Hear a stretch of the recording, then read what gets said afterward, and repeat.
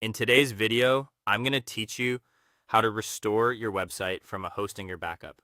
If something went wrong after an update, a plugin caused issues, or you just need to roll back to a stable version, restoring from a backup is the safest way to get your site working again.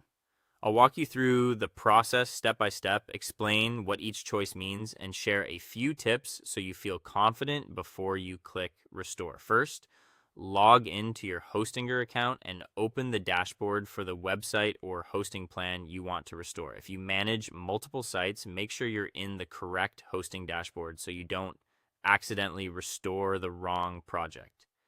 Next, find and open the backup section. This is where Hostinger stores your automated snapshots and any manual backups you may have created. You'll see a list of available backup dates. These are points in time you can roll back to. Choose the backup date you want to restore. Pick a date from before the problem started. If an issue appeared this morning, yesterday's backup is often a good choice. Keep in mind that restoring will return your site to the state it was in on that date, so any changes made after that time won't be included. Before you proceed, review what will be restored. Hostinger typically lets you restore website files, databases, or both, depending on your plan and backup. Files cover your site's code, themes, plugins, and media uploads. Databases store dynamic content like posts, pages, users, and settings. Double check that the selection matches what you need because restoring will overwrite the current version of whatever you choose. When you're ready, start the restore process. Hostinger may display a summary of your choices and a reminder that this action replaces current data with the backup contents.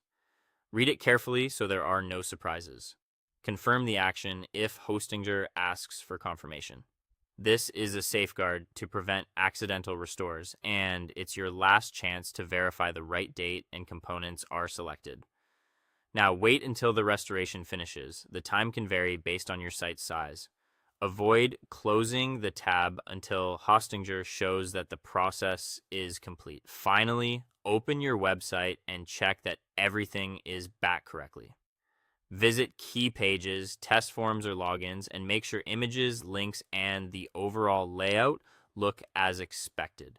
If everything matches the version you intended to restore, you're all set. And that's how to safely restore your website from a Hostinger backup.